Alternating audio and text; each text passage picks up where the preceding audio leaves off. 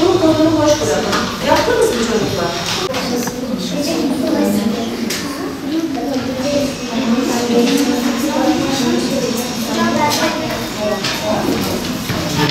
Bursa Peygamber Sevdalıları olarak Bursa merkezde 10, ilçelerde 5 olmak üzere toplam 15 merkezde sınavımızı gerçekleştirdik.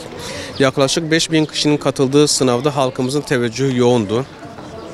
Bu sınavı yapmaktaki amacımız insanlara Allah Resulü Aleyhisselam'ın hayatını anlatmak, onun yaşantısını insanlara fehmettirmektir.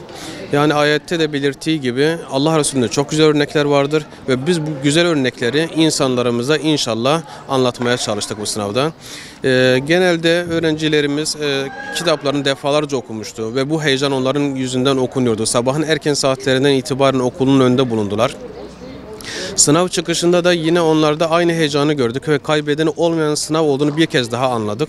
İnşallah gelecek yıllarda halkımızın daha yoğun teveccühünü görmeyi umuyoruz. İnşallah gelecek yıllarda halkımızın daha yoğun teveccühünü göreceğiz ve yine siyer sınavlarımıza daha yoğun bir şekilde asılacağız. Halkımıza Allah Resulü Aleyhisselam'ın hayatını daha iyi tanıtacağız inşallah.